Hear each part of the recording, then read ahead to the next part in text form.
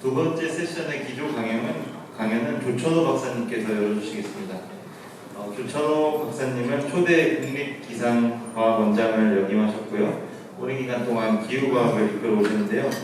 저서인 파란 하늘 빨간 지구에서 인류가 스스로 만들어낸 기후위기 심각성에 대해서 강력하게 경고하셨습니다. 오늘 그런 이야기를 좀 해주실 텐데요. 큰 박수로 조천호 박사님을 모시도록 하겠습니다.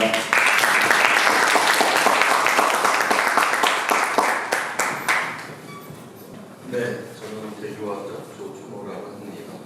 오늘 제 이야기를 시작을 해보도록 할게요. 지금 여기 사진이 하나 있는데 이거는 그 우주 정거장에서 일출 때 찍은 사진입니다. 우리가 굉장히 얇고 이렇게 얇고 여린 막에서 지금 우리가 지금 살아가고 있거든요. 지구상에 지금까지 지구상에 등장한 이 생물 종 중에서 99% 이상이 다 멸종을 해버렸잖아요. 이게 너무나도 여린 막이기 때문에 여기에 약간만 변화가 있어도 바로 생명들은 죽어나갔다라고 하는 거예요. 그래서 이 지구상에 어떤 생명이 등장한 다음에 그 생물 종이 영원히 살아남는 게 당연한 게 아니라 멸종하는 게 너무나 당연하다라고 하는 거죠. 지금까지는 이러한 자연의 변동성 때문에 이 변화가 일어났고 거기에서 이 생명들이 죽어나갔는데 이제는 이 얇고 여린 이 막을 우리 스스로 우리 스스로 변화를 일으키는 여기에 그런 문제가 있다라고 하는 겁니다. 바로 그 이야기인데요. 자, 이거는 지난 40만 년 동안의 지구의 평균 기온의 변화를 지금 보여주고 있어요. 여기 녹색의 이 라인은 산업혁명 이전의 지구 평균 기온이 14도인데 그걸 0이라고 하는 기준점으로 맞춰놓은 겁니다. 자, 기온이 올라갈 때 보니까 산업혁명 이전보다 약 2도 정도까지 올라가요. 그 다음에 우리가 빙기라고 하는 그때는 산업혁명 이전보다 약 5도 정도가 내려갑니다. 그래서 한 7도의 범위 안에서 10만 년의 주기로 이제 기온의 변화가 있었어요. 이거는 태양 주변을 지구가 동그랗게 돌다가 탕원형으로 돌다가 우리가 20년의 변화가 이제 10만 년의 주기를 변하면서 이러한 변화들이 있었고요. 자, 그 다음에 우리 현생인류 호모 사피엔스가 이제 지구상에 등장한 게 여기 약 25만 년 전에 이제 등장을 했죠. 우리 인류는 이 정도의 기후 변화에 다 적응을 해서 우리가 문명까지도 만들어냈습니다. 자, 그 다음에 우리가 인지혁명, 뇌가 우리하고 비슷한 존재가 언제쯤 등장했냐? 약 한 5만 년 전이다라고 그렇게 보고 있어요. 자, 그런데 이때 이제 빙기 때 이러한 존재가 등장을 했는데 우리가 학교 다닐 때 뭐라고 배웠냐면 농업을 시작한 신석기는 10,000년 전이다라고 그렇게 배웠어요. 자, 그러면 5만 년 전이면은 거의 뇌가 우리와 같은 이러한 존재가 이 지구상에 있었는데 어떻게 그 긴 시간을 구석기 시대를 벗어나지 못했는가? 오늘날 우리는 몇십 년 만에 온 세상을 싸그리 다 바꿔내는 존재들인데 왜 구석기 시절에 이분들은 그거를 벗어나지 못했는가? 바로 이 자료가 그거를 지금 설명을 해주고 있어요. 자, 지금으로부터 수만 년 전 빙기 때예요. 자, 기온이 낮습니다. 기온이 낮게 되면 어떤 일이 일어나냐? 이 호수나 바다에서 수증기가 많이 증발을 하지 못해요. 지금보다 하늘에 구름이 매우 적었다라고 하는 거죠. 구름이 매우 적으니까 당연히 이 비도 매우 적게 내렸고요. 굉장히 건조한 기후였습니다. 바로 이 농사는 비가 좀 잘 내야 되는데 너무나도 건조해서 농사 짓기가 어려웠었다라고 보고 있고요.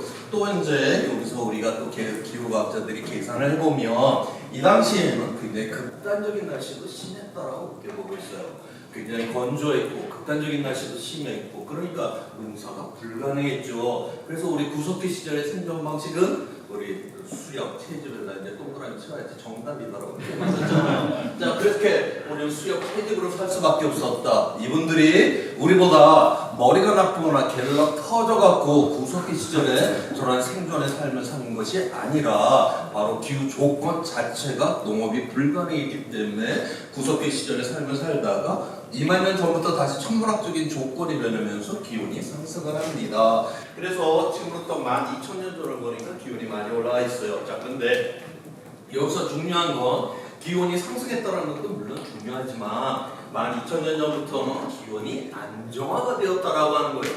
바로 이때서야 우리 인간은 씨앗을 심는 농업이 여기에서 출현을 할 수가 있었죠. 지금 80억 이상이 지금 살아가고 있어요. 이 80억 이상이 구석기 시절의 생존 방식이 수렵과 채집으로다가 이 80억 못 미게 살립니다. 오직 이 농업 하나만이 바로 이 80억 이상을 매겨 살릴 수가 있는데 이 지난 만년 이상 이 지속되었던 이 안정한 기후는 지구의 기후의 역사에 있어서 굉장히 특별했고 유일했던 놀라운 안정적인 이런 기간이다라고 하는 거예요. 여기서만 이 농업이 가능했었는데 바로 우리 스스로 이것을 지금 무너뜨리려고 하는 거, 이것이 바로 몰라 인간에 의한 기후 위기다라고 하는 거죠. 왜 무너뜨리게 됐냐? 1750년 우리가 산업혁명을 일으켰고 바로 그래서 이제 이 사회 경제가 발전하기 시작을 했어요. 특히 2차 대전 이후에 급격하게 이 사회 경제가 성장을 합니다. 우리가 그거를 거대한 가속이라고 이야기를 하는데요. 이렇게 사회 경제가 거대한 가속을 통해서 우리의 삶이 엄청나게 부유하게 되었어요. 자, 그런데 문제가 뭐냐면 이 바로 사회 경제가 거대하게 가속화가 되는 건데 바로 우리 지구의 시스템도 거대한 가속으로 지금 무너지기 시작을 하는 여기에 위기가 있다라고 하는 거예요. 자, 그 다음에 우리의 문명이라고 하는 건 화석연료를 기반했기 때문에 우리의 삶이 부유하게 되었다라고 하는 거는 그만큼 더 화석연료를 태워버렸다는 거고 그만큼 더 화석연료를 태우면 바로 온실가스가 나오고 온실가스가 열을 잡아가고 기온을 높여놨는데 자 그래서 재작년 기준으로 지금 평균 기온이 지금 1.3도까지 지금 올라와 있습니다. 야 여기서 우리는 1.3도 이거 위험한 온도가 아니죠. 우리는 뭐 하루에 10도 이상이 변하고 우리나라 여름철 최고기온, 겨울철 최저기온 50도로 왔다 갔다 해도 별일 없이 너무 잘 살아가요. 근데 왜 기후과학자들이 1도가 높아졌다라고 위험하다라고 그러면 한 2도가 높아지면 세상이 무너진다 이런 이야기를 한단 말이죠. 자 이거는 우리가 이 기후 변화가 이 온도는 어떤 지점에서의 변화가 아니라 지금 전체 평균이 지금 저렇게 변화가 됐다. 이건 엄청난 일이다라고 하는 거예요. 자 그래서 과거를 보니까 이때 빙기, 간빙기라고 하는 이런 변화가 있었죠. 이거는 사람이 일으킨 게 아니에요. 자연 스스로 이런 변화가 일어났습니다. 자 그래서 기후과학자들이 6,500만 년 전, 그러니까 이제 유성 같은 게 큰 게 하나 이제 떨어져 공룡이 멸종한 이후에 이 기온의 변화를 다 이제 기후과학자들이 알아요.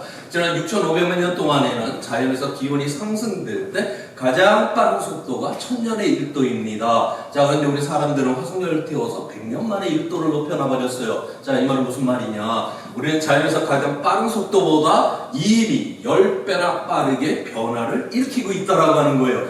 변화의 크기보다 중요한 건 변화의 속도를 봐야 됩니다. 우리가 고속도로 제한속도 시속 100km에서 10배 속도 시속 1000km로 달린다? 이거 완전히 차원이 달라지는 문제 아니에요. 바로 우리 지금 이게 속도가 너무나도 빨라져 버려갖고 어떤 문제가 일어나냐? 기후가 균형을 잡고 있었는데 자연에서 가장 빠른 속도보다 10배나 빠르게 변화가 일어나게 된다? 당연히 그러면 이 균형은 무너지게 돼 있어요. 기후의 균형이 무너지게 되면 기후는 불안정하게 될 것이고 기후가 불안정하게 되면 극단적인 날씨가 자주 일어나게 될 거다라고 하는 거예요. 지금 현재 각 나라가 지금 하고 있는 이 기후 정책 이 수준으로 그대로 밀고 가게 되면 이번 세기 말에 2.8도까지 상승을 하게 될 거다. 바로 저기에 변화의 속도는 더욱더 이제 빨라지면서 이런 생태적 붕괴가 일어날 가능성이 대단히 높다라고 보는 것이죠. 자 그러면 여기서 저 2.8도라고 하는 거 지난 40만 년 동안의 이 기온의 변화를 보세요.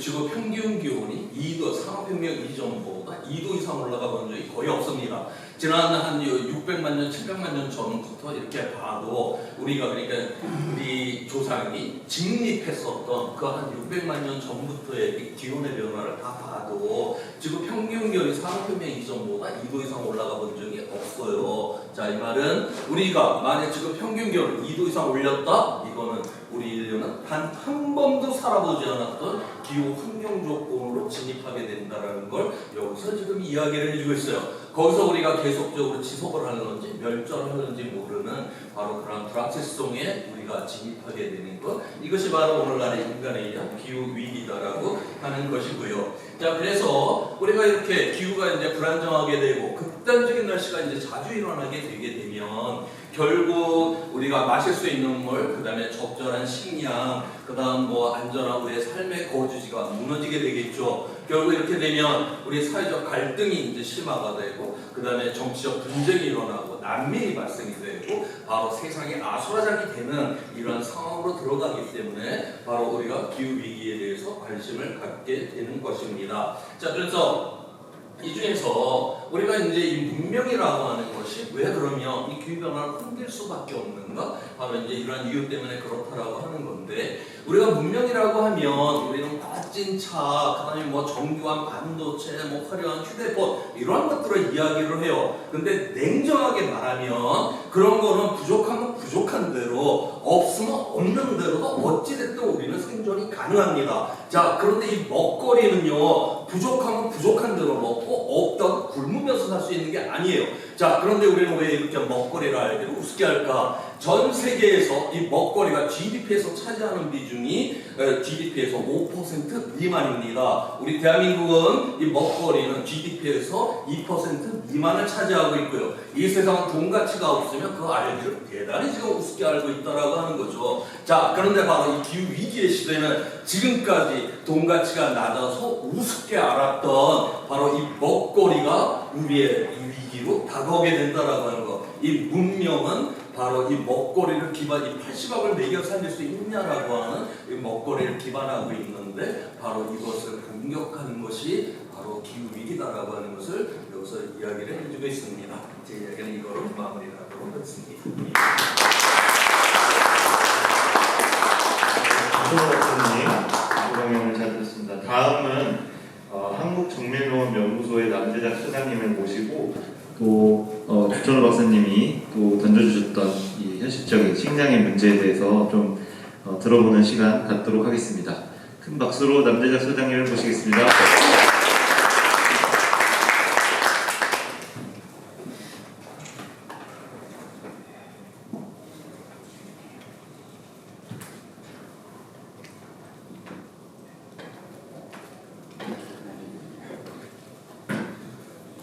안녕하세요. 남재익입니다.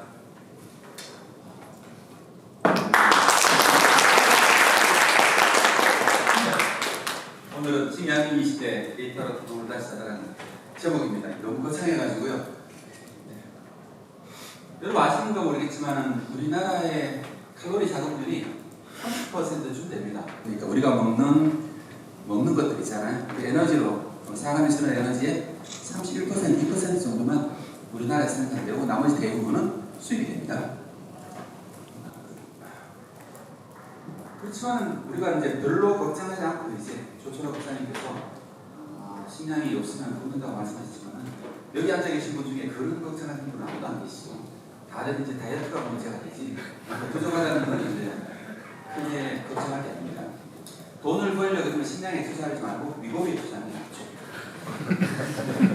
그렇죠. 왜 그러냐면 인류가 뭐 굉장히 빠른 발전을 하면서도 농경지 면적은 거의 증가하지 않았고요. 인구 증가, 까만선이 인구인데 인구 증가에 비해 가지고 농업 생산성이 더 빠르게 증가했고 농업 생산량 자체도 더 빠르게 증가했습니다. 그러니까 인류 역사상 가장 풍족한 시대를 지나고 있습니다.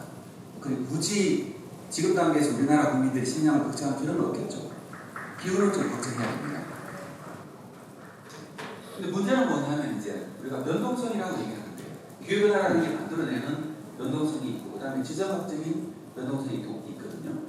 지금 시대를 어떻게 보느냐면 이제 90년대부터 30년 동안이 지정학적으로 가장 안정된 시기를 지나갔죠. 1992년도에 소련이 무너진 이후로 미국이 일국 체제였잖아요. 그렇죠? 그 시간 동안에 자유무역 체제가 만들어지면서 우리나라가 개동에서 갑자기 선진국이 됐습니다. 30년 만에요. 그러면서 이제 가장 화려한 시기를 지나고 있죠, 지금요. 근데 우리나라의 식량 시스템은 어떻게 되어 있냐면 앞에 말씀드렸듯이 이제 거의 70%가 해외에 의존하고 있고요. 그리고 현재 문제가 되는 것은 생산량 자체가 아니고 변동성 자체가 더 크게 문제가 됩니다. 2008년도에 금융위기가 있을 때였죠. 저 때가 있었고 2011년도에는 저 아랍의 봄 사건이 일어났었죠. 네, 러시아 쪽에서 가뭄이 들어가지고 밀 생산량이 많이 줄었고 그게 트리거가 돼가지고 특히나 불안정한 아랍 세계에 불 방아쇠를 당기게 됐었죠. 빵값이 올라갔어요. 그런데 이거는 이제 세계는 완전히 바뀌어버렸죠. 그 이전까지는 아랍으로 여행도 가고 했었습니다. 요즘 아랍으로 여행 가시면 UAE 정도만 가지 다른 나라 여행 못 가죠. 세계 자체가 바뀌어버렸어요. 그런 이벤트가 하나 생기거든요. 그 다음에 또 하나가 이제 우크라이나 러시아 전쟁 때 2022년에 그런 문제가 생겼고요. 그러니까 이 변동성이 점점 커지고 있는데 그게 지금은 우리가 보는 것은 기후하고 지정학적 문제가 동시에 나타나는 겁니다. 그런데 조천호 박사님께서 이제 안정된 시기를 지났다고 말씀하셨지만 사실 이제 우리가 플러스 1만 년 동안에 어떻게 보면 가장 안정된 시기를 지나고 있죠. 변동성이라는 관점이 있어요. 그렇지만 이제 지금 현재는 어떻게 되냐면 이 변동성이 점점 더 커지는 시기에 살고 있습니다. 기후적으로도 그렇고요. 그다음 지정학적으로도 그렇고요. 앞으로 이게 모든 사람이 다 예상하고 있죠. 이제 우리가 알던 30년 동안 우리가 봐왔던 세계는 이제 거의 끝났다는 거죠. 기후적으로도 그렇고 다시 예전 비슷하게 바뀌어가고 있잖아요. 그게 어떻게 될 건가 하는 게 이제 우리가 고민하는 겁니다. 그런데 식량을 바라볼 때 우리가 70%의 칼로리를 가져온다고 했잖아요. 곡물로 치면 80%거든요. 80% 해외 공급만 요즘하고 있는데 이 곡물이라는 건 희한해가지고 세계에서 농업이 가장 큰 나라가 어디냐면 중국하고 인도거든요. 인구가 제일 많으니까 농업도 제일 크겠죠. 생산량도 제일 많고요. 그렇지만은 그 나라들이 식량에서 별로 중요하지 않습니다. 왜냐하면 자기 먹을 것도 모자라거든요. 인도는 쌀을 좀 수출하고 있지만 거의 그 식량을 많이 수입해 가야 하는 나라고요. 기후가 점점 나빠지고 있고 중국은 세계에서 제일 많이 생산하지만 세계에서 가장 많이 수입하는 나라입니다. 물량적으로요. 그리고 보면 이제 수출할 수 있는 나라는 딱 정해져 있습니다. 밀 같은 경우는 러시아, 우크라이나가 거의 30%를 가져가고 있고요. 나머지 EU하고 호주 정도가 하고 있습니다. 호주는 이 엘니뇨가 올 때마다 밀 생산량이 30%씩 뚝뚝 떨어지죠. 올라도 그럴 거라 생각하고요. 그 다음에 미국은 많이 수출한다고 하지만 밀 시장에서는 10%가 조금 넘어가는 수준입니다. 그 다음으로 중요한 게 옥수수인데 옥수수 같은 경우도 마찬가지로 러시아, 우크라이나가 거의 20% 정도를 하고 있고 옥수수는 미국하고 브라질이 이제 가장 큰 걸 하고 있죠. 이게 무슨 얘기냐면은 우리가 수입하는 곡물 대부분이 서너 개 나라에서 다 수입한다는 겁니다. 그러니까 서너 개 나라에서 무슨 문제가 생기거나 하면은 우리가 바로 이제 영향을 받을 수 있는 구조를 가지고 있습니다. 그러니까 식량은 얼마나 많이 만들어내느냐가 아니고 어디서 오느냐가 이제 더 중요한 시대가 됐죠. 근데 이제 이게 움직이려고 그러면 식량이 움직이려고 그러면은 이 기후도 좋아야 되지만요. 지금까지 이제 이 기후 변화라는 것들이 풍선처럼 작용을 하거든요. 그러니까 미국에서 흉작이 되면은 호주에서는 후면이 되고 유럽에서는 조금 좋아지고 이렇게 됩니다. 그러니까 이 곡창지대가 한 3곳 정도가 있는데 식량이 수출하는 곳까지요. 근데 그 3곳이 동시에 타격을 받는 경우는 없었습니다. 그러니까 아직까지 시스템이 멀쩡했죠. 기후변화가 위험하다고 하는 것은 이 3곳의 곡창지대가 있다고 말씀드렸죠. 남미, 북미, 그 다음 유럽 정도가 있잖아요. 이 3개 중에서 이 2개 이상 고장나는 게 확률적으로 점점 높아지고 있습니다. 그게 하나 문제가 있고요. 그게 문제가 없더라도 이 공급망이라는 게 문제가 있습니다. 그러니까 통로가 문제가 있는 거죠. 이번에 그 호르무즈 그쪽 때문에 비료가 다 문제가 생겼잖아요. 그죠? 비료하고 에너지가 문제가 생겼고 그것 때문에 이제 내년도부터 식량 가격이 올라갈 거라는 예상을 하고 있죠. 다행히 우리가 걱정 안 하는 건 뭐고 있냐면은 지난해에 이 사상 유례 없는 대풍이 들었었거든요. 전 세계적으로. 그러니까 올해까지 가격이 굉장히 안정적입니다. 판매율이 1,500원이 넘어갔지만은 우리나라가 이제 이 시스템이 그냥 멀쩡하게 있는 거는 작년도에 너무 폭풍량이 들어가지고 이 환율에 올라가는 걸 많이 상실했습니다. 그래서 영향이 없어졌고요. 이게 언제까지 갈 건가 하는 건 이거죠. 근데 우리나라로 올려 그러면 한번 보시면요. 우리나라가 공급망이 제일 끝에 있잖아요. 그죠? 미국은 파나마 운하를 지나가서 와야 되고요. 대부분 다 동부 쪽에 생산되니까요. 그 다음에 유럽에서 올리는 것도 마찬가지로 스웨즈를 지나가지고 말라카를 지나서 우리 쪽으로 와야 됩니다. 그러니까 저기에 있는 저 노란색 퍼즐들 있잖아요. 저게 이제 또 물동량이 늘었다는 것인데 저게 초킹 포인트라고 하는데 저기 쪽에서 문제가 생기면 바로 막히는 거죠. 물류가. 그래서 대만에서 만약에 문제가 생겨도 마찬가지로 막힙니다. 굉장히 이제 위태로운 평화에 이제 그 공급망이 연결되어 있는 거죠. 그런데 이제 우리나라가 말씀드렸듯이 인구가 5천만쯤 되는 국가이고 그 다음에 또 세계 식량을 가장 많이 수입하는 국가입니다. 한국, 중국, 일본이요.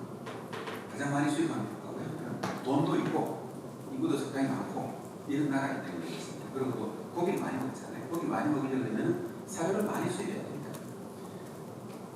근데 대부분의 곡물들을 해외에서 거의 의존하고 있습니다. 의존하고 있고요. 근데 우리나라 농업에 대해서는 항상 이런 얘기를 하고 자금률을 올리자고 얘기를 하고 있는데 사실 자금률을 올리는 것은 불가능합니다. 불가능해요. 그냥 불가능해요. 이유를 설명하고 싶지 않습니다. 안 됩니다. 왜냐하면 이게 곡물이라는 게 제일 싸거든요. 값싼 곡물입니다. 제일 싸죠. 그러니까 청년들이나 농업에 들어오시는 모든 분들은 비싼 걸 생산하고 싶어 하죠. 그리고 값싼 곡물들은 면적이 굉장히 넓어야 수익이 납니다. 우리나라에서는 곡물을 더 이상 생산하는 것은 거의 불가능합니다. 자금 요원의 자녀들은 약간 정치적인 거죠. 모든 사람들을 이쪽을 계속 봐, 이쪽은 문제 없는 거는 하나의 최면 효과에 불과합니다. 그러니까 우리가 정말로 신경 써야 되는 것은 자금률도 중요하긴 하죠. 농업계에 있는 사람들이 하나 말입니다. 그러니까 자금률이 중요하긴 하지만 실제로 우리가 관심 가져야 될 건 뭐냐면 우리가 의존하고 있는 공급망이 어떻게 되어 있는가를 관심을 가져야 됩니다. 근데 앞에서 말씀드렸듯이 공급망이라는 건 뭐냐면 저 이제 초킹 포인트라는 회로를 지나야 되고요. 미국이 강력했었다는 게 아무 문제가 없었거든요.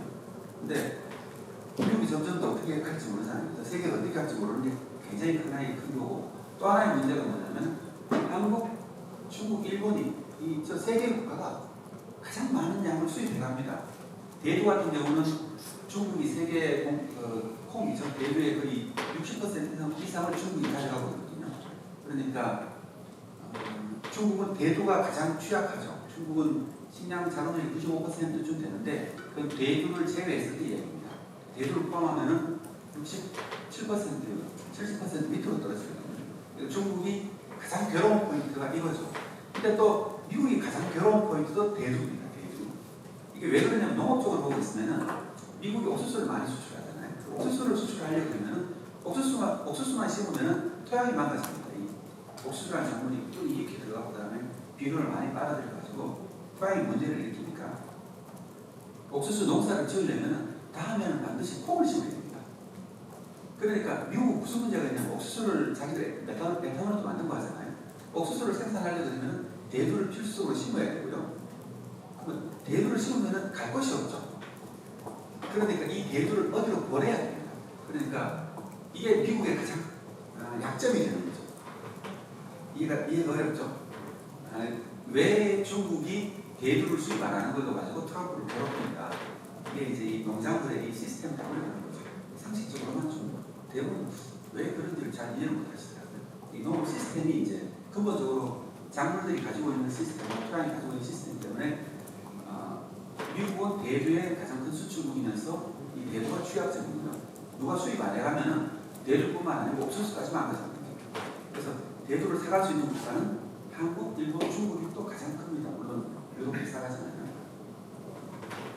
이해가 있어요. 근데 문제는 이 한중일이 동시에 수입하기 때문에 평상시에는 괜찮아요. 왜냐하면 이게 공급망이라는 것들이 동아시아적으로 오기 좋게 만들어져 있는 거죠. 근데 만약에 문제가 생기면 어떨까요? 어느 쪽에서 아까 제가 말씀드렸듯이 지정학적 위기가 생기거나 아니면은 세 개의 곡창지대가 있다고 했잖아요. 이 세 개의 펌프가 2개 이상 고장나버리면 요즘 또 그러니까 평시적으로 1개 정도는 항상 나쁘거든요. 세 개, 서너 개, 4개, 남미까지 한 4개 중에서 1개는 항상 망가집니다. 기후가 전부 다 좋지는 않아요. 2024년 같은 경우는 굉장히 희귀하게 찾아온, 2025년 같은 경우는 굉장히 희귀한 거죠. 근데 문제는 생기면, 두 군데 문제가 생기면은 이게 세 군데에서 동시에 뭘 땡기게 되잖아요. 자기 쪽으로. 이 경쟁을 하게 되면 값이 올라가게 되고요. 그런 걸 주고 있고. 그리고 또 중국은 이 미국하고 이 글로벌 게임을 하기 위해 가지고 2010년대부터 한 게 뭐냐면은 전 세계에 있는 곡물 자산에다 대부분 투자를 했었어요. 거대한 투자를 했었죠. 신젠타라는 그 종자하고 농약을 만드는 회사를 인수했고요. 그다음 미국의 스미스필드라고 제일 큰 돼지 고기를 패커를 인수했고, 그 다음에 그 브라질의 산토상이라고 있잖아요. 항구 전체에 곡물 터미널을 만들었고, 브라질 전체에다가 그 내륙 수은 시설하고 철도망을 같이 깔았으니까 곡물 망 자체를 같이 깔았죠. 그리고 이 페루의 칭카이항이라고요. 아시아적으로 올라가는 남미 최대 항구를 만들고요. 이런 수많은 인프라를 깔아가지고 사실은 중국은 이 미국하고 게임에 대비해왔죠. 그래서 이번에 이 제대로 한번 힘겨루기 했었잖아요. 그래서 그게 버틸 수 있는 힘이 뭐냐면은 전 세계에 깔아놓은 물류망들이죠. 왜냐하면 식량이라는 거는 땅에서 생산되긴 하지만 어쨌든 배에 실려서 전 세계에 흘러가야 되거든요. 그 공급망이라는 걸, 물류망을 어떻게 장악할 건가에 문제인 거죠. 아까 말씀드렸잖아요. 중국이 잘하고 있다는 얘기는 아시아 쪽으로는 거의 많은 것들이 중국이 다 인프라를 가지고 있다 이런 얘기가 똑같은 얘기죠. 우리는 중국이 만들어놓은 인프라에 올라타지 않으면 남미에서 오는 것들은 이제 굉장히 힘들어지는 상황입니다. 조금 이해하시나요? 근데 문제는 뭐냐면 그럼 우리가 이제 대부분 의존하고 있는 공급망이 이렇게 깔려있다. 80% 공급망이 깔려있잖아요. 그럼 우리가 지금 알아야 될 거는 뭐냐? 국내 농업을 어떻게 할 거냐의 문제는 이제 다음 연사분께서 말씀하실 거고, 우리가 하는 우리가 직접적으로 의존하고 있는 글로벌 공급망을 어떻게 의존할 거냐는 게 이제 굉장히 중요한 거죠. 여러분들은 제 얘기를 들으면서 우리나라가 이런 걸 잘하고 있다는 생각은 전혀 안 드시죠. 제가 이런 얘기를 하거든요. 무슨 문제가 생겼다는 얘기를 가지고 우리는 대체로 CNN을 통해서 들을 가능성이 굉장히 많다. 근데 항상 또 하나의 문제가 뭐냐면 식량 가격이 올라가게 되면은 식량을 생산하는 국가도 수출을 금지시킵니다. 만약에 식량 가격이 올라가게 되면은 수출하고 싶어하는 국가들은 농민들 입장에서는 수출을 하고 싶어 하잖아요. 그러면 자국의 생산비가 올라가고 자국의 물가가 올라가기 때문에 자국 물가를 안정시키려고 남아도 수출을 금지하는 게 됩니다. 이게 식량 가격을 계속해서 에스컬레이팅하는 그런 효과가 있는 거죠. 그래서 우리가 이런 안정적인 공급망을 기후변화 시대, 점점 기후변화나 지정학적 불안정 시대에 이걸 어떻게 가져갈 거냐 그러면 우리가 어떻게 예측망을 가지고 있을 건가가 굉장히 중요합니다. 그래서 예측하고 위험을 분산하고 그 다음에 식량 수출을 보고 아니면 또 우리가 같은 식량을 수입하기 때문에 수입국의 동향이 역시 중요합니다. 수입국이 망가지면 우리도 같이 망가지는 거예요. 그러니까 동시에 다 하는 그런 협력도 굉장히 필요합니다. 어떻게 보면 이건 우리가 데이터를 안다고 해가지고 위기를 없애지 못하지만 지금까지 문에 맡기는 걸 가지고 좀 관리의 영역으로 만들어 가려면 이런 노력이 필요한 겁니다. 왜냐하면 식량이라는 건 한 번 이렇게 망가지고 나면 한 사회가 완전히 망가지면 다시 예전을 못 돌아가는데요. 한 번 실패하면 끝이에요. 예전 같은 국가가 아닌 거죠. 여기서 한번 실패하면 그런 게 좀 있는 거예요. 그래서 아마 기후테크 쪽에서 관심이 있는 게는 왜 그러냐면 우리는 지금까지 이 분야에 대해서 관심 자체가 별로 없었습니다. 앞에 말씀드린 것처럼 이 자본을 굉장히 거대한 인프라 투자이기 때문에 이게 어떤 스타트업 투자, 벤처 캐피탈에 투자할 수 있는 영역이 아니었습니다. 그러다 보니까 이제 우리가 이 부분을 어떻게 할 건가 하는 것들이 굉장히 중요한 문제가 되고요. 좀 많은 관심을 가져주십사 하는 겁니다. 그래서 우리가 좀 관심 가진 문제는 뭐냐면 지금까지 우리나라 농업은 자금률을 어떻게 올리는가였는데 이게 중요하지 않다는 건 아니고 어떻게 하면 우리가 의존하고 있는 70-80% 의존하고 있는 공급망을 회복력을 높여갈 거냐 하는 것들이 굉장히 중요해졌고요. 앞에 밑에 세 개 있는 것처럼 조기 정보라든가 전략 기술이라든가 협력 데이터 같은 데이터 협력 같은 이걸 어떻게 가능하게 할 건가가 우리 시대의 가장 중요한 화두가 된 거죠. 그걸 위해 가지고 15분이 됐네요. 아마 새로운 이런 바이오 에탄올을 이용해서 항공유부터 시작해서 이 옥수수가 모든 바이오 산업의 원료거든요. 에탄올이 원료이기도 하고요. 그 다음에 우리가 전 문화의 식품의 원료이기도 하고 그 다음에 미생물이 자라는 하나의 먹이이기도 합니다. 이거를 기반으로 해서 어떤 비즈니스를 만들어갈 수 없을까? 거대한 비즈니스를 만들어갈 수 없을까? 이게 다음에 한번 이렇게 아닌가 싶습니다. 제 발표는 여기까지입니다. 네, 고맙습니다. 네, 박재현 선생님 발표 잘 들었습니다. 다음은 엄상혁 대표님을 모시겠는데요. 엄상혁 대표님은 농업의 디지털 전환을 주도하고 있는 리비타라는 스타트업의 대표님이시고 지속가능한 식량 생산을 비전으로 하고 있습니다. 예. 큰 박수로 엄상혁 대표님의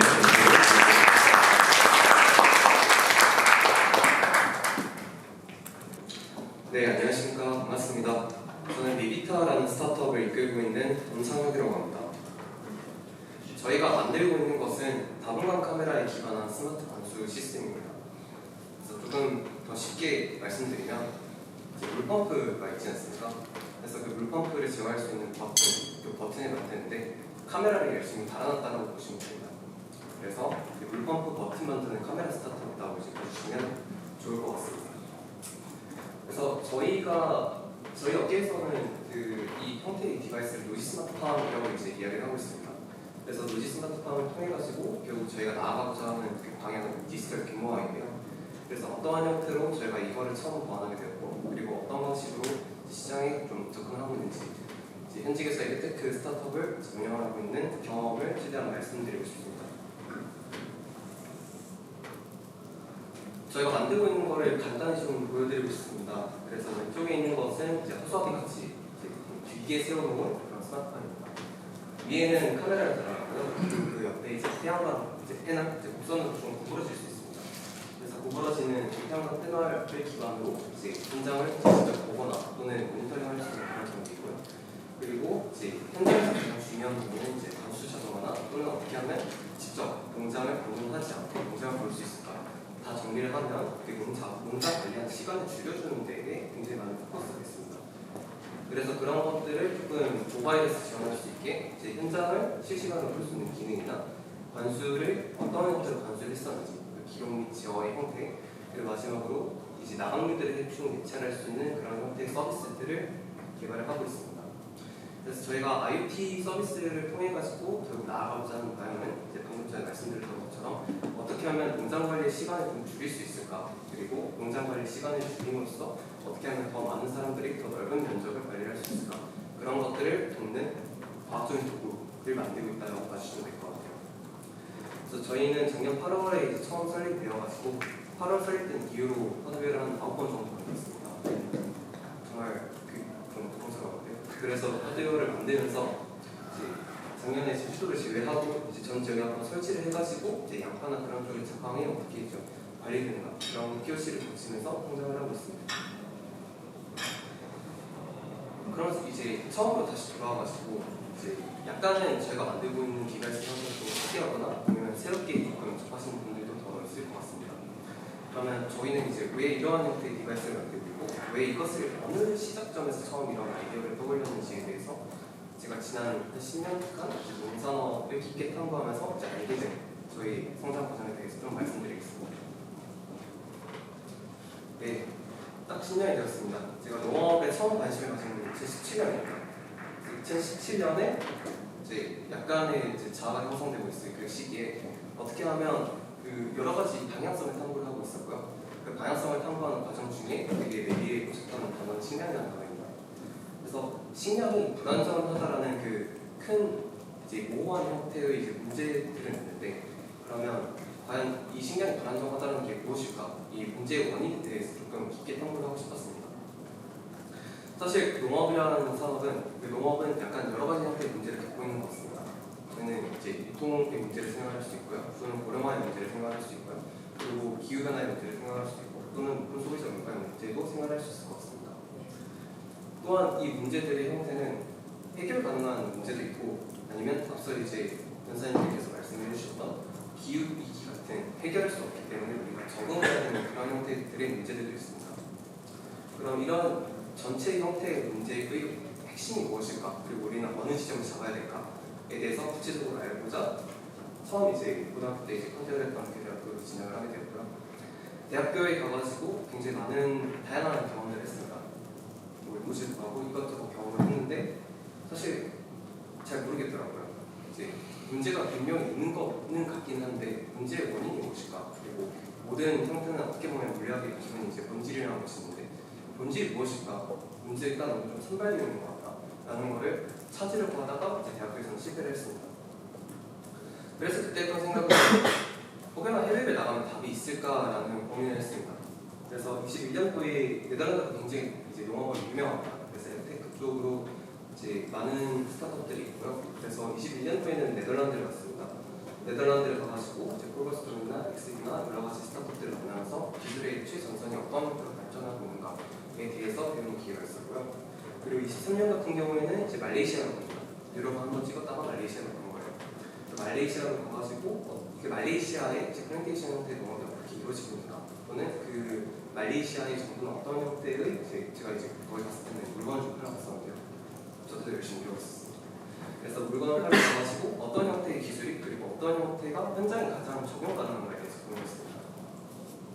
그리고 25년도에는 미국에 갑니다. 그래서 미국에 가가지고 이제 슬리나스나 아니면 이제 센트럴밸리 쪽에 이제 아몬드 이제 재배하는 농가나 또는 그 나파티리지라는 곳이 있는데 그런 것들을 많이 돌면서 약간의 힌트를 얻게 되었습니다. 그래서 유럽도 가고 동남아시아도 가고 미국도 가가지고 제가 알게 된 힌트는 농지 파편화입니다.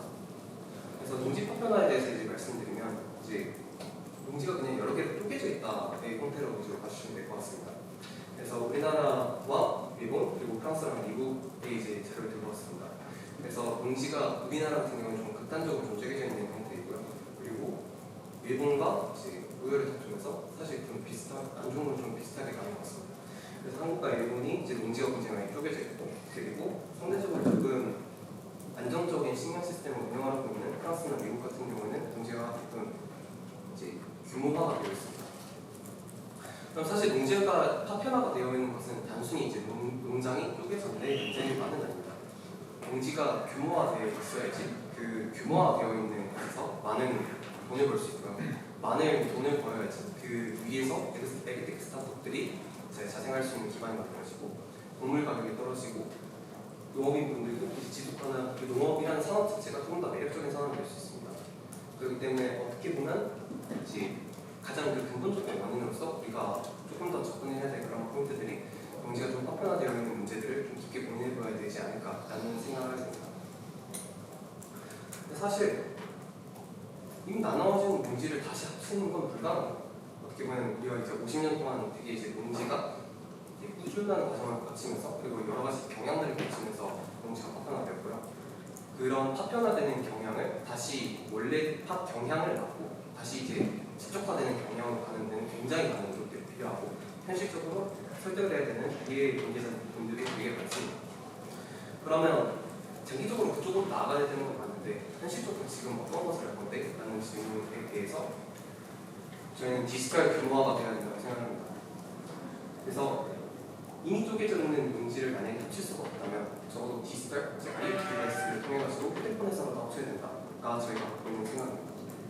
그래서 농지 파편화가 되어 있는 그러한 문제들을 이제 오른쪽에 보이시는 것처럼 나눠져 있는 그 문제 토지들을 휴대폰에서 이제 농민분들이 더 적은 시간을 가지고 그리고 한 번에 관리할 수 있는 그런 체계를 갖추게 된다면 농장이 여러 개 쪼개져 있음으로써 첫 번째로 농장을 지속적으로 왔다 갔다 하면서 나가야 되는 농장 간 이동 시간, 그리고 두 번째로 반복적으로 수행을 해야 되는 이제 만약에 농장이 한 개였다면 관수를 하나로 돌려야 됩니다. 근데 농장이 여러 개 있다 하면은 이제 관수를 여러 개 돌리면서 왔다 갔다 하는 그런 문제들이 있고, 관수는 이제 한 농장 안에서도 이제 구역이 나눠져 있기 때문에 여러 번 구역을 관수를 해야 되는 문제들도 있습니다. 그래서 만약에 농장 안에서의 관수도 이제 한 번에 해결할 그 관수를 제어하는 문제도 시간을 줄여줄 수 있다면 그런 시간을 줄여줄 수 없는 노동력이 편해지는 문제도 접근 가능하며 장기적으로 이러한 방향이 농업인분들의 시간을 줄여줄 수 있고 앞으로 이제 저희가 집중해야 될 청년세대 농업인분들이 가장 필요한 기술이겠구나라는 것을 저희가 현장에 직접 돌아다니면서 많이 배우는 기회가 있었습니다.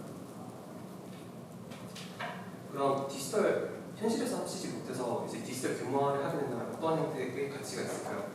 일단 첫 번째로 방금 말씀드렸던 농장 간 이동 시간, 관수 시간, 그리고 농작물 생육 개체 시간, 간단히 말해가지고 잘 크고 있나 아니면 팔이 말랐나 그런 것들을 보는 시간입니다. 이런 것들을 모든 것을 줄여주기 때문에 기본적으로 이제 시간적 여유가 생기고요. 그리고 두 번째로 청년 농업인들이 더 많은 농장을 모바일에서 등장을 할 수 있습니다.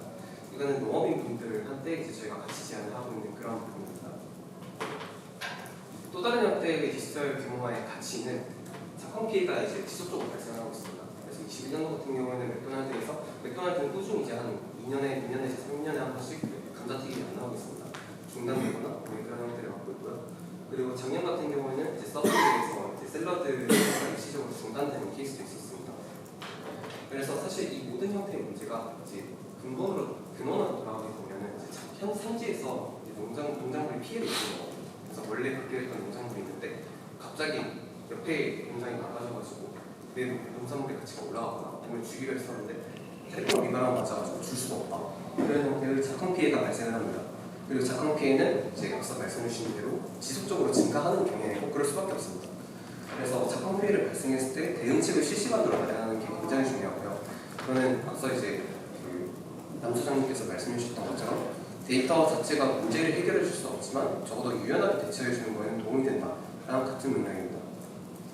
그리고 두 번째로 앞으로 지속적으로 변할 건데 데이터 기반의 연동 정책을 수립하는 데 있어서도 우리가 지금부터 수립하는 그 데이터가 앞으로도 굉장히 중요합니다. 그래서 우리가 연동 정책을 만들어가는 과정이 있어가지고 지금부터 수집하는 그런 형태의 데이터가 좋은 정책을 이끌고 좋은 되게 설득력 있는 근거를 가지게 되고 우리가 좀 더 변하는 환경에 적응할 수 있는 이제 밑바탕을 마련해줄 것이라 보고 있습니다.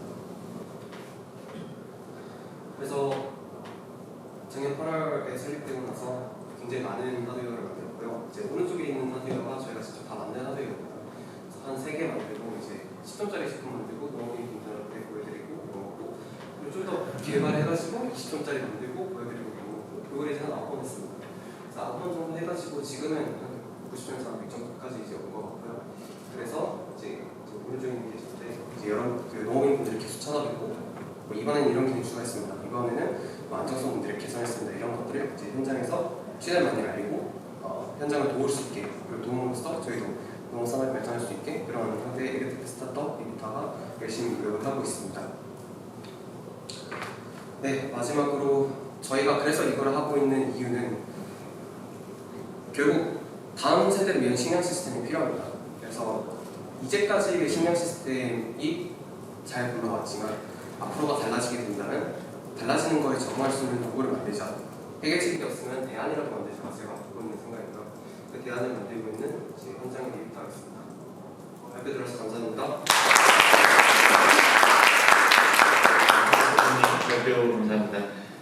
다음 이어서 바로 또 두 번째 세션의 패널 토의를 해볼 텐데요.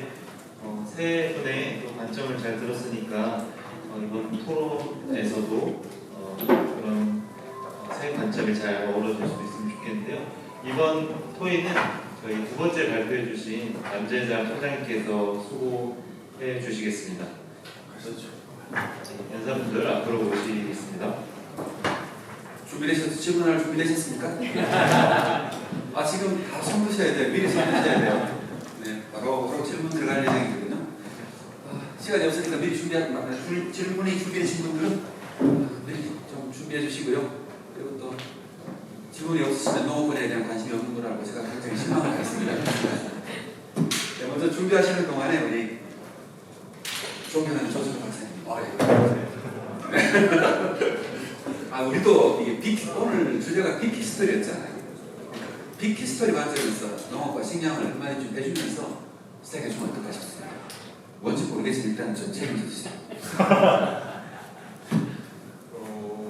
그러니까 우리가 오늘날 이 시대에 우리가 왜 빅히스토리를 우리가 고민해야 될까? 지금까지 우리가 이 세상을 만들어 올 때 뭐 어떤 가치라든가 또 우리 욕망일 수도 있고 이런 것들이 막 서로 이제 충돌을 하면서 이 세상을 이제 조금씩 그렇게 만들어 왔었잖아요. 근데 지금까지 이 세상을 만들면서는 그렇게 이제 인간적인 그런 어떤 가치 이해관계가 충돌을 하면서 또 연합도 하고 이렇게 이제 만들었고, 근데 우리가 지구 환경이라고 하는 건 그냥 배경이었고 이거는 그냥 갖다 쓰면 되는 거라고 그렇게 생각을 했었어요.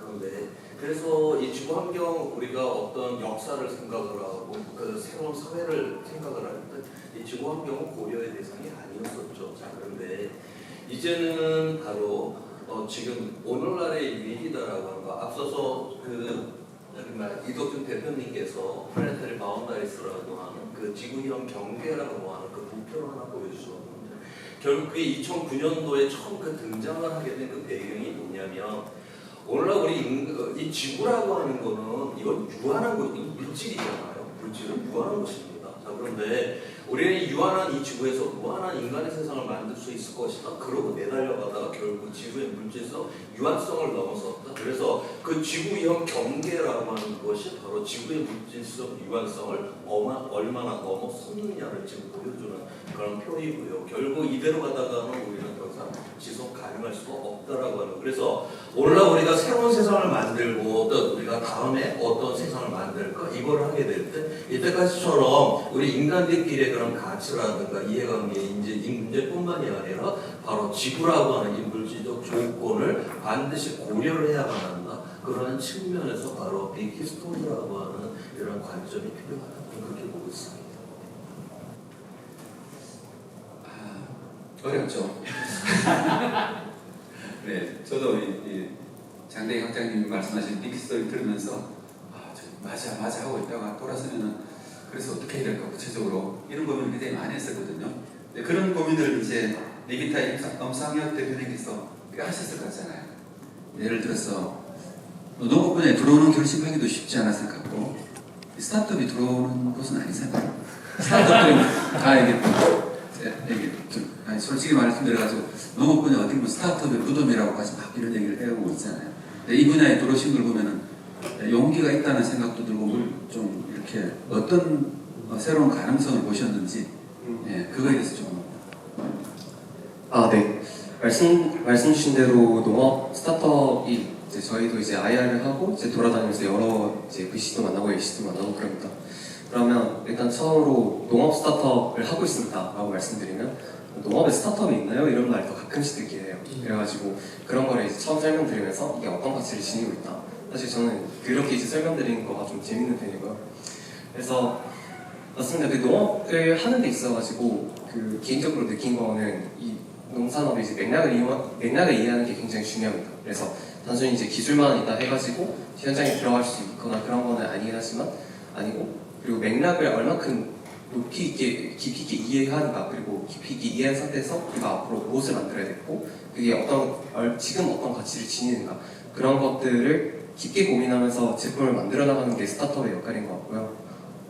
그럼에도 제 생각은 어렵긴 하지만 반드시 해야 되고 한다면 제가 하고 싶습니다. 그런 생각이 있습니다. 박수 한번 쳐주세요.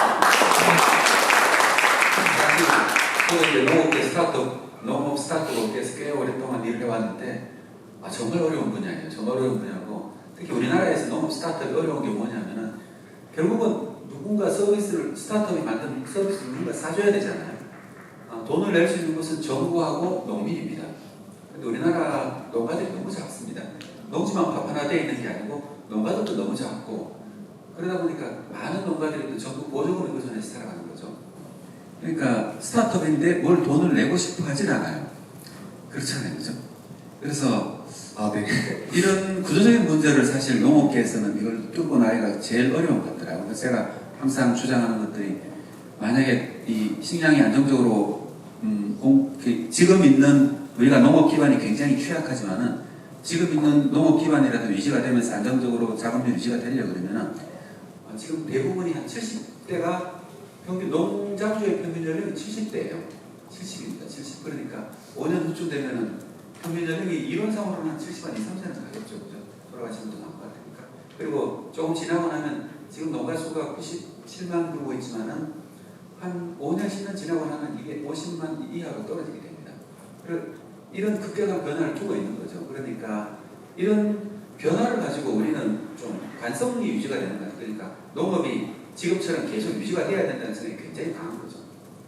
그런데 이제 도시에서 들어가는 많은 분들이 들어가면은 사실 농업이 실제로 좀 청산화되거나 규모화되는 데는 굉장히 좀 방해가 되고 있거든요. 이게 이런 트레이드오프 관계가 있어요. 농업적으로 굉장히 복잡한.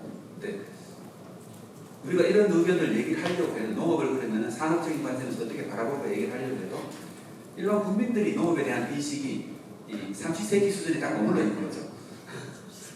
그러니까 농업을 낭만적으로 보는 게 딱 머물러 있다 보니까 사실 이 사이에서 딜레마 사이에서 완전히 갇혔다는 느낌도 들고 있거든요. 스타트업으로서 이 딜레마를 어떻게 극복할 생각이 있어요? 이런 고민을 해보신 적 있나요?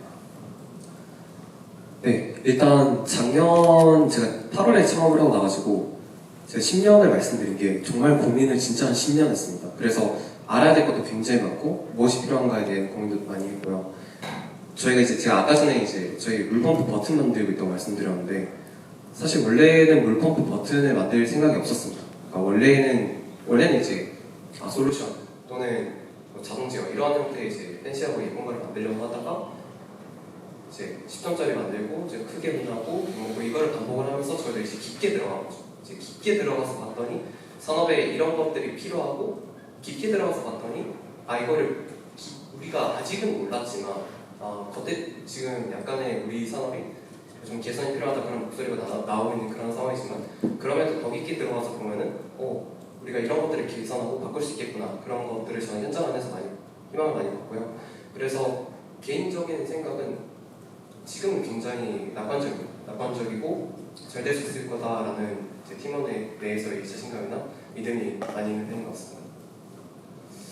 네, 그러면 플로어에서 농업 식량 관심 많으시죠? 네. 질문 좀 받겠습니다. 세 분만 받겠습니다. 네. 네, 좋습니다. 네.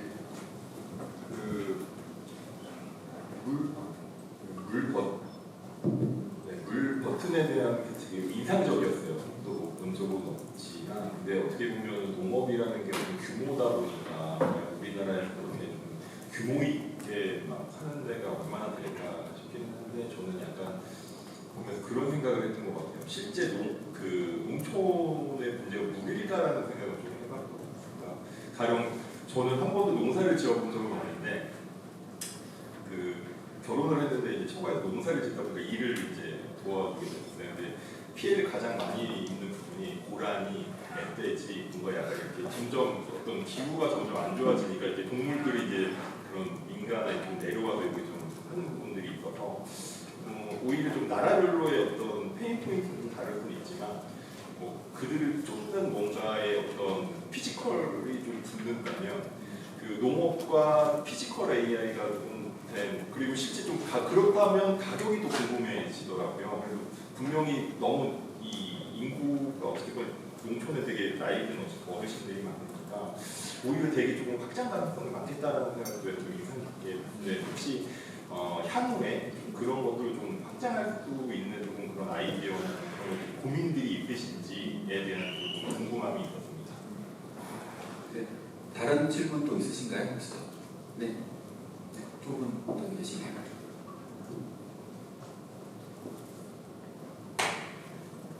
질문이 여러 개가 있는데, 일단은 먼저 남재작 대표님한테 질문을 드리자면,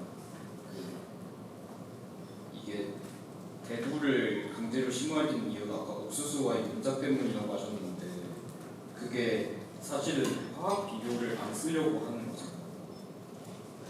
근데 어쨌든 그런 식으로 심었을 때 약간 좀 지나치게 작물이 단일화되는 문제는 없을지, 또 아까 말씀하셨던 것 중에 인상적이었던 게 그 비싼 작물을 많이 재배한다라는 건데, 사실 그거 들으면 생각이 나는 게 아프가니스탄이라던가 이런 분쟁 국가들에서 많이 하는 게 코카나무라던가 양귀비를 많이 재배하거든요.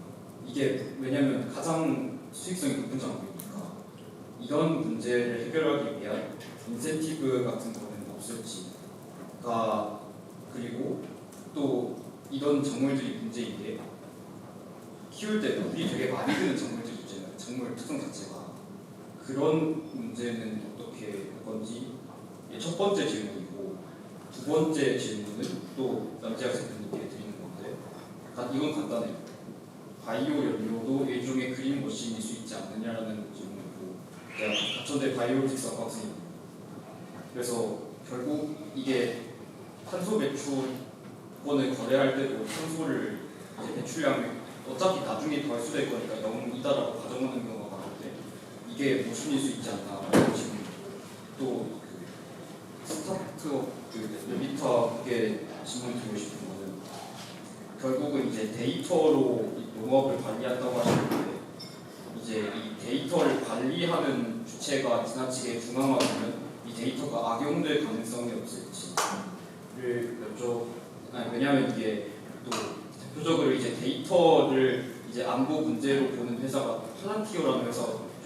그런 식으로 이제 이 식량도 결국은 안보의 문제로 보는 관점에 대해서 저는 조금 약간 생각을 해볼 필요가 있다고 봐서 그 부분에 대한 의견을 여쭤보고 싶습니다.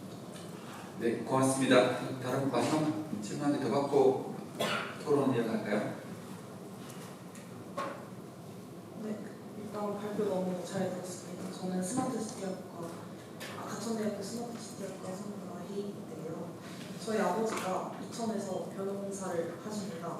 그 고령으로 농사를 못 하시는 이웃들의 농기계가 다 있으셔서 대신 지어주고 계세요. 그 말씀하신 디지털 규모화는 사실 현장에서 하고 있는 셈이죠, 저희 아버지가. 그런데 값싼 수익 공물 때문에 이런 일이 돈이 안 되면 결국 사람도 기계도 노하우도 사라지잖아요. 저는 한국이 평소에 좀 더 손해를 보더라도 위기 때 작동할 국내 생산 능력을 보험처럼 유지해야 한다고 합니다. 그래서 두 가지가 궁금한데요. 엄상현 대표님께 질문하는 건데, 대표님은 앞으로 저희 아버지 같은 분에게 메리타가 어떤 존재가 되길 바라시는지 궁금하고, 둘째 현장에서 보실 때 정부나 정책이 이런 분들을 위해 무엇을 해줘야 하면 좋을지 여쭤보고 싶었습니다. 감사합니다. 네, 혹시 추가로 질문하실 분 혹시 계세요? 갑자기 올라가지고 오시면 이제 답변으로 넘어가도록 하겠습니다. 관련되는 관련되는 여기에서 네. 네, 맞습니다. 우선 현장에서 고라니나 아니면 멧돼지 관련해가지고 미즈 퇴치할 수 있는 미즈나 수요가 높습니다. 그래서 저희가 처음에 파워에다가 레이저를 달아가지고 쏠까를 생각을 해봤었는데요. 진짜입니다. 근데 그 동물들을 막는 데 가장 적합한 거는 전기 철조망이 가장 적합합니다. 그래가지고 그거보다 경제적으로 더 싼 거를 만들어내는 거가 어렵다고 저희가 내린 결론이었고요. 그리고 관수 같은 경우에는 놀랍게도 현장에 가보면 자동화 관수가 없습니다. 지금 현장이 많이 고지 보급되어 있는 관수 같은 경우에는 타이머 기간에 이제 2시간이 지나면 그 2시간 지났을 때 이제 1구역이 끝나고 그 다음에 이제 구역을 일부러 열어주면 2구역을 시작하고 그런 형태의 이제 자동화 관수가 많고요. 이제 그게 이제 왜 보급이 안 됐냐라고 하면은 제 생각은 자동화 관수 제품 하나만 집중해가지고 그것만으로 사업을 하겠다고 하면은 그거는 큰 비즈니스가 될 수가 없습니다. 그래가지고 거기와 더불어가지고 통신의 문제도 있고요. 고정적으로 발생하는 통신의 문제. 그래서 그런 것들이 이제 그런 것과 더불어가지고 약간은 조금 아쉽지만 산업 전반에 깊이 관심을 가지려는 저희 업계의 노력이 조금 부족했던 것도 있는 것 같기도 하고. 그래서 그런 것들을 현장에 내려가서 보다 보니까 이게 부족하다는 걸 새롭게 발견하게 되었고, 그래서 관수에 기반한 카메라 시스템을 만들자가 저희가 작년에 크게 피벗한 방식입니다. 그리고 더불어가지고 이제 관수 같은 경우에는 이제 보편성이 가능합니다. 이제 솔루션 기업들이 이제 예를 들어서 이제 솔루션이란 건 약간 컨설팅 같은 것입니다. 그러니까 어떻게 하면 너가 잘 기를 수 있게 내가 알려줄게 같은 건데요. 그러면 이제 장목에 제한될 가능성이 높습니다. 그래서 토마토를 잘하는 기업은 토마토를 잘하고 감자를 잘하는 기업은 감자를 잘해야 되는데 이제 장목이 제한성이 생기게 되면 스타트업은 확장성에 어려움이 생기기 때문에 보편적으로 접근 가능한 형태가 무엇이 있을까를 고민하다가 관수 쪽으로 내려가게 되었습니다. 그리고 그것에 기반해가지고 저희가 이제 하드웨어의 시장의 성장은 이제 완숙한 성장으로 조금 진입을 한 국면이 있는 것 같고요.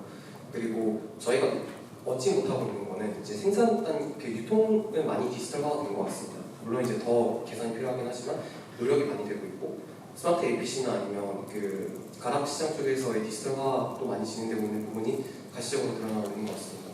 다만 이제 생산 단계에서의 우리가 어떻게 하면 좀 더 안정적으로 농물을 수급할 수 있을까에 대한 문제는 현장단에서는 아직 부족한 것 같습니다. 그래가지고 그런 쪽에 좀 더 집중을 하면서 비즈니스 기회를 만들어내는 것이 이제 스타트업이 좀 더 사회에 공헌을 하고 그리고 더 큰 이제 여러 가지 문제점을 해결할 수 있는 지향점이지 않을까 싶습니다.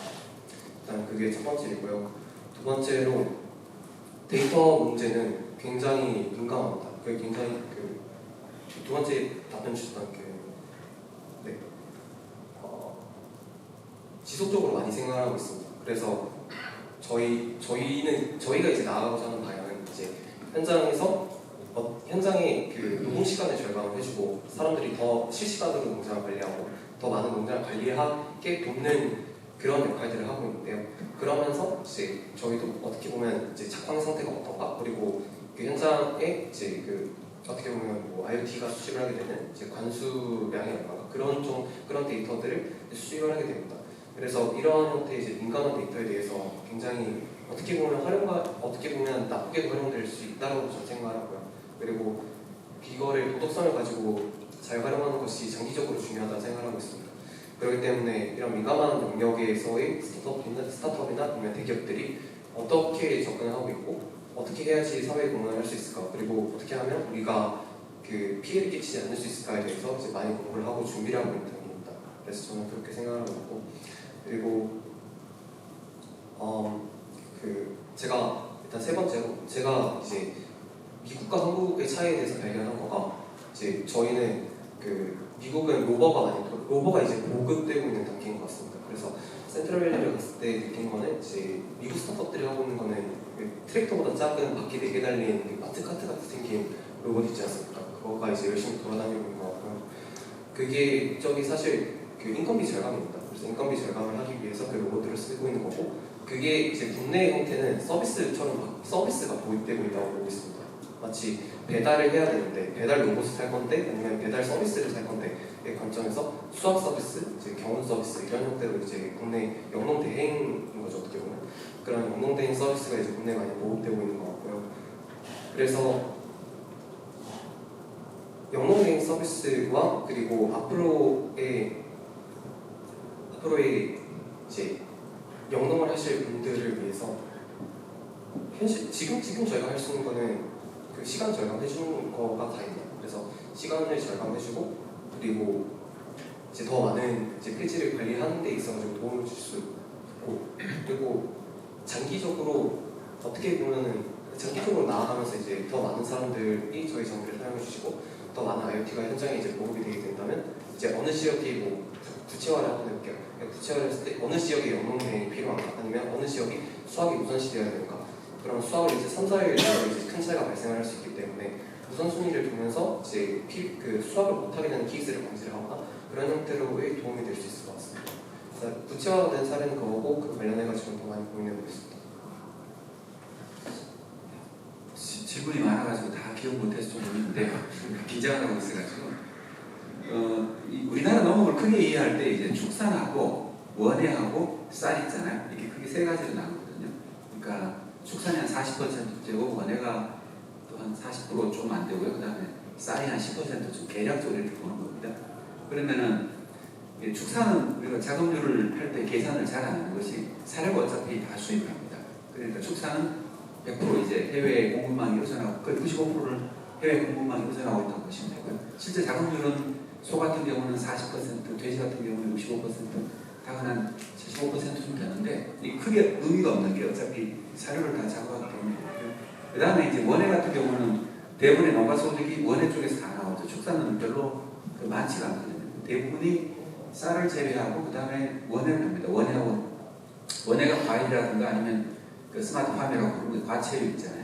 이런 작물들이고 이게 요즘 청년들이 많이 들어오고 있는 품목들이죠. 그 다음에 이제 우리가 이제 보통 식량 작업률을 얘기하고 있으면은 쌀을 많이 얘기하고 있거든요. 그게 한 그 10%쯤 되는 거죠. 이게 10% 조금 더 되죠. 조금 더 15%쯤, 13%쯤 되는데, 그러니까 이 쌀 같은 경우는 이제 우리가 관세로 받고 있거든요. 품목들이. 그러니까 우리가 식량 산업을 농업을 보호하기 위해 가지고 어떤 전략을 가지고 있냐. 이게 이 무역협정 FTA라는 걸 체결할 때가 보통 2010년 이전에 체결했잖아요. 그러니까 당시의 관점에서 우리나라 농업을 어떻게 디자인했던가 하는 게 반영되어 있는 거죠. 예를 들면은 여러분들이 미국에서 파는 러셋이라는 감자를 우리나라에서 잘 살 수는 없거든요. 수입이 일부만 되고 있어요. 5,000톤 정도 수입되고 있는데 수요는 많지만 수입을 못합니다. 왜냐하면 이게 신선 감자는 그 304%의 관세를 내야 수입할 수 있게 만들었어요. 근데 튀긴 감자는 수입할 수 있도록 만들었고요. 그러니까 튀긴 감자는 여러분 맥도날드에 가서 튀긴 감자 먹을 수 있지만은 미국 감자는 우리나라에서 일반적으로 코스트코 정도에 가야 이제 일부 물량 먹을 수 있는 겁니다. 저도 가끔 사 먹고 있고요. 그 다음에 이제 시범적으로 했잖아요. 맛이 어떤가. 잘 알겠습니다. 우리나라는 그 다음에 이제 이렇게 디자인을 해놨어요. 그 다음에 쌀은 그러니까 우리나라에 수입하려고 그러면은 514%의 관세를 내야 됩니다. 현실적으로 수입이 안 되죠. 쌀은 사람이 무슨 문제가 있냐면은 그러니까 이건 우리가 확실하게 작업하겠다고 하게 이미 디자인되어 있는 거죠. 이미 있잖아요. 제가 무슨 얘기를 안 해도 이거는 우리가 거의 작업하겠다고 한 거. 그 대신에 우리가 어떤 조건을 외국에서 우리나라에 어떤 조건을 구하였냐면은 당시 기준으로 10%는 의무적으로 무조건 수입해라. 그게 40만 7천 톤입니다. 근데 이렇게 산업을 그 40만 7천 톤 우리가 버리더라도 무조건 사와야 돼요. 의무적으로요. 이게 이제 우리가 시장을 막으면서 만들어놓은 조건. 그러니까 농업은 이런 식으로 하나하나 이렇게 디자인을 해놨어요. 여러분들은 잘 모르지만. 그러니까 그런 구조 속에서 이제 농업이라는 산업을 어떻게 만들어갔던가 플레이를 하는 거죠. 그러다 보니까 쌀이라는 건 우리가 전반적으로 작업이라는 걸 전제로 했는데 문제는 뭐냐. 우리나라 국민들이 밥을 안 먹어요. 점점 더. 여기에 딜레마가 생겨버린 거죠. 그러니까 쌀 소비량은 굉장히 빠르게 줄어들고 있는데 여러분 그렇잖아요. 옛날하고 비교해보세요. 그런 우리나라가 이제 방어를 하기로 한 시장은 이게 쌀에다가 모든 걸 집중하고 있죠. 고민은 뭐냐면은 우리나라 국민들이 쌀을 어떻게 먹게 할 거냐가 가장 큰 고민입니다. 그러니까 술산업도 나오고 술지능사업도 수많은 산업들이 나와가지고 이 시장을 어떻게 유지할 거냐는 게 고민인 산업이에요. 첫 번째 하나는 이게 캠페인이죠. 그죠? 밥 먹어도 살 안 찝니다. 당 안 올라갑니다. 이런 소비자적인 캠페인적인 이게 굉장히 영향을 많이 미쳤습니다. 그래서 과학적으로 반박하는 것 그리고 다른 하나는 하여튼 이 얘기를 하려면 길어지죠. 그죠? 그리고 이 산업이 이렇게 세팅되고 나니까 어떤 문제가 생기느냐 하면은 그러니까 이게 이 농업이라는 게 어떤 부분은 정치의 영역으로 굉장히 옮겨와 있어요. 우리가 지키자는 논리가 굉장히 강하게 들어가게 되죠. 그 무슨 문제가 있냐면 이 산업을 디자인 이렇게 하면 혁신이라는 게 좀 줄어들게 돼 있습니다. 그러면은 계속해서 경쟁이 일어나고 그 다음에 소비 그러니까 우리나라 쌀값이 좀 많이 비싸잖아요. 밥맛은 좋아야 되는데 그거는 또 잘 안 돼요. 그러니까 제일 맛있는 쌀이 햇반이라고 이렇게 얘기하고 있잖아요. 왜냐면 햇반이 좋은 품종으로 만들어가 바로 이렇게 도정한 24시간 내에 이렇게 만들고 이렇게 해서 품질 관리나 이렇게 굉장히 잘해가 나옵니다. 그러니까 우리나라 대부분의 쌀이 그 정도 품질은 되는데 유통 과정에 여러 가지 문제들이 겹쳐 있죠. 이런 디자인을 고도화해야 되는데 이렇게 정부가 주도하고 이런 시장에서는 이게 잘 안 일어나요. 그래서 이걸 어떻게 만들 건가 하는 것들이 굉장히 큰 노력들이죠. 우리가 이걸 지키자고 하는 게 아니고 이걸 어떻게 지킬 거냐 하는 거죠. 그러니까 소비자들이 어떻게 다가갈 거냐는 것들이 더 중요한 시장이 되어버린 거죠. 그러니까 우리가 제가 그러니까 뭐 자금률을 높여줄 수 없다고 하는 얘기들이 그런 문제들이 아니고 이 시장 자체가 이렇게 구성되어 있는 데서 우리가 각각의 전략들이 다 세워지고 다 다른 거죠. 그래서 퉁쳐가지고 이렇게 하기가 굉장히 어렵습니다. 왜냐하면 국민들이 쌀 자체를 안 먹으니까 이걸 어떻게 할 수가 없잖아요. 그러니까 제가 주장하는 것들 보면 품질을 좋게 하려면 어떻게 해야 되고 공급망을 어떻게 만들어야 되고 소비자 인식을 어떻게 해서 수많은 문제들이 있습니다. 그런데 이것들이 이제 정부가 통제하는 시장에서는 이렇게 잘 안 만들어지고 이게 그래서 이걸 어떻게 좀 몰랑몰랑하게 해서 스타트업들이나 뭐가 돌아가지고 이 부분을 혁신하게 만들 수 있게 하는 게 고민인 거죠. 그냥 시장은 이렇게 이미 세팅되어 있잖아요. 이런 구조들을 이해해야 이제 농업이라는 걸 알 수가 있고요. 그 다음에 이제 아까 전에 말씀하신 그 질문 있잖아요. 저도 이제 쌀 시장을 어떻게 끌고 나가자는 것도 굉장히 중요한 목적을 생각하죠. 가장 중요한 공부니까요. 항상 마지막 안전판이잖아요. 그죠? 굉장히 중요한 문제. 그 다음에 이제 앞에 말씀드렸듯이 옥수수라는 작물 자체가 이제 우리가 보통 연작장이라고 얘기하고 있거든요. 그러니까 밀이나 쌀 같은 경우는 연작장이가 비교적 없는 작물입니다. 그러니까 계속 심어도 토양에 문제가 안 생깁니다. 근데 대신에 밀이라는 거는 비료를 굉장히 많이 소비하는 작물입니다. 대신에요. 그런데 이제 옥수수라는 작물은 어떤 특징이 있냐면은 연작장애가 굉장히 심한 작물입니다. 이게요. 그러니까 토양에 비료 성분을 포괄시키는 것도 있고 이걸 계속 심게 되면 이 병해충이라든가 여러 가지 문제 때문에 문제가 많이 생기죠. 물론 밀도 비슷한 약간이 있긴 합니다. 그러니까 옥수수라는 걸 계속 생산성을 유지하려고 그러면 이 대두라는 걸 반드시 심어야 된다는 거죠. 이렇게 교체를 하면서 뭐 2년마다 한 번, 1년마다 한 번 이렇게 해야 되니까 옥수수를 생산하려면 대두가 무조건 생산되는 수밖에 없는 그런 구조인 그래서 이제 아까 옥수수를 관련 현황을 말씀드린 게 뭐냐면은 브라질에서는 샤프리나 혁명이라고 얘기하고 있거든요. 그러니까 브라질의 그 세하도라는 지방을 이렇게 개두를 많이 재배하잖아요. 개두를 많이 재배하는데 브라질이 이제 기후가 좀 달라지고 아니면 GMO를 약간 이용하다 보니까 작기를 살짝 조정할 수가 있습니다. 이런 걸 조정해가지고 대두를 심은 땅에 옛날에는 그냥 건조했다고 놀렸는데 거기다가 옥수수를 심게 된 거죠.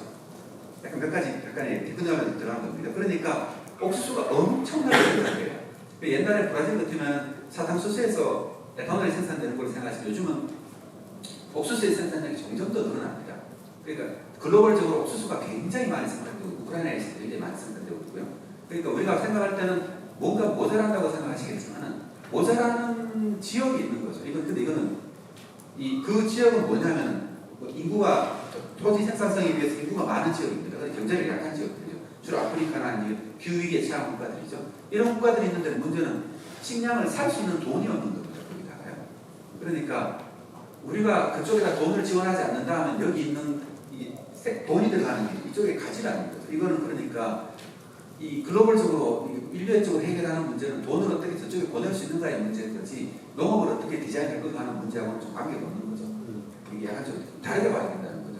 그 다음에 그래서 그러면 예를 들어서 옥수수가 갑자기 많이 생산되다 보니까 그러면은 옥수수라는 걸 가지고 우리나라의 식량 안보를 높이기 뒤에서 시간이 없어서 얘기 안 했지만은 예를 들면은 어떻게든 우리나라에서 이제 바이오 혁명을 만들어 가는데 옥수수가 이제 기본 기질이 되거든요. 모든 바이오 산업들에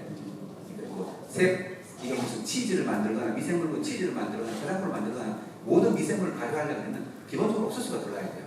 그러면 옥수수가 굉장히 싸게 있는 거대한 플랜트가 있으면은 이게 바이오 산업이 생기기 쉽겠죠. 이게 상대적으로요.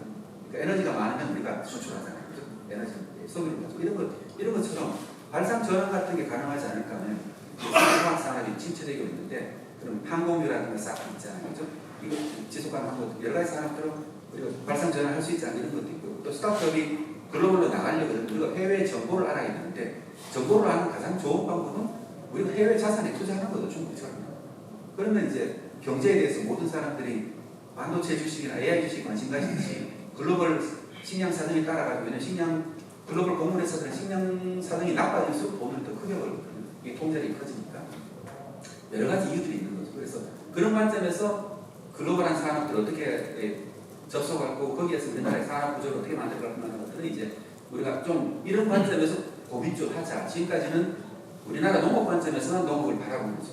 농민의 삶이라는 관점에서 농업을 바라보는데 이것도 중요한 영역이지만 70% 의존하고 있는 이 부분의 산업을 어떻게 만들어갈 거냐는 게 굉장히 큰 이슈고 그거에 대해서 좀 관심을 가져달라는 게 제가 짧은 시간 동안에 주장한 것이었습니다.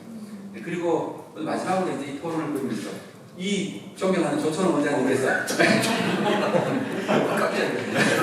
기상 분야에서 제가 농업 분야에서 이제 센터를 하고 계신데요. 마지막 말씀드렸듯이 이번 우리 세션을 마치겠습니다.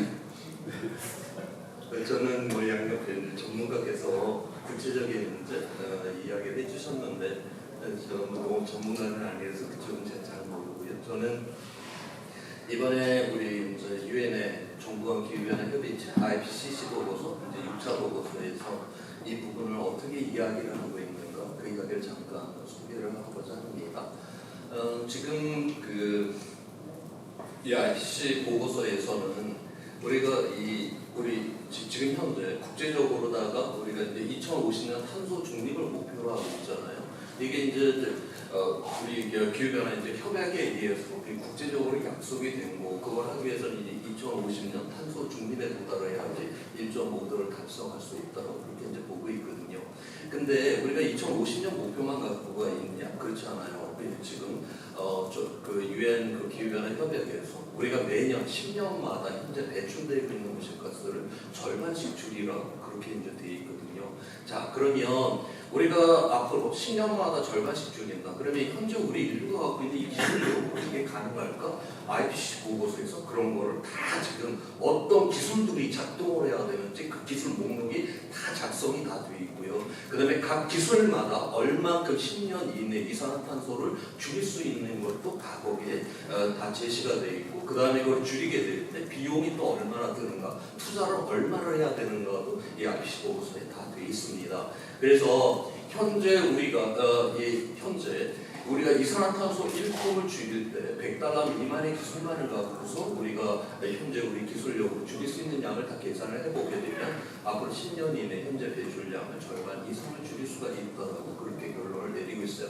자, 그런데 거기에서 우리가 보통 이제 온실가스 줄이면 뭐 에너지 효율, 그다음에 뭐 에너지 전환 뭐 이런 거를 많이 생각을 하는데 물론 그게 중요한 부분으로 다루고는 있어요. 그런데 거기에 이번 IPCC 6차 보고서에서는 굉장히 핵심적으로 다루고 있는 게 자연 기반 해법이 대단히 중요하다고 그렇게 이야기를 합니다. 여기 자연 기반 해법이라고 하는 거는 농업, 임업, 뭐 생태계를 이제 다 포함한 그런 거를 의미를 하고요. 우리가 농업 이거 하나만 해도 우리가 농업이라고 하는 게 뭐 농부의 근육과 뭐 햇빛으로다가 누가 농사를 짓습니까? 온갖 기계가 다 동원이 되고 운송, 저장, 보관, 가공. 그래서 우리가 먹거리를 생산하는데 전체 온실가스의 약 25% 정도가 배출이 된다고 그렇게 보고 있거든요. 또 반면에 우리 인간이 배출한 이 이산화탄소의 약 4분의 1은 바로 이 식물에서 이 생태계에서 이거를 더 흡수를 해주거든요. 그래서 바로 이 자연기반 해법에서는 이러한 부분들을 갖다가 거기에 이런 기술 테크들이 다 이제 들어가갖고 이 부분을 갖다가 해결을 하는데 굉장히 중요한 기여를 한다. 그렇게 하면서 아까 이제 투자를 얼마나 해야 되느냐. 우리가 보통 뭐 에너지 효율이라든가 에너지 전환이라든가 이런 거는 지금 현재보다 앞으로 10년 이내에 6.5도를 막기 위해 갖고 약 한 2배 내지 한 7배 정도를 더 투입을 해야 된다. 지금 현재 투자를 하는 거예요. 그런데 이 자연기반 해법에는 얼마를 더 투자를 해야 되냐? 지금보다 10배에서 30배를 더 투자를 해야 된다라고 IPCC 보고서는 그렇게 지금 이야기를 하고 있어요. 그래서 지금 우리가 기후 변화라고 하는 거 아까 이제 변동성도 이제 커지게 되는 것이고 결국 지금까지 이 농업의 이 가격이라고 하는 거는 조금 모자라게 생산을 해도 폭등을 하고 좀이라도 많이 생산하면 폭락을 하고 가격 변동성이 무지무지 크잖아요.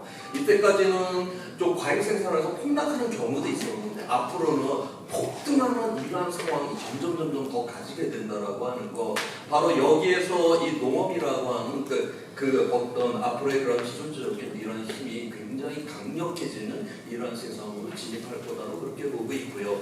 그 다음에 마지막으로 이제 제 옆에 남재석 박사님이 계시는데 이분하고 제가 좀 친해요. 이분이 농업 전문가거든요.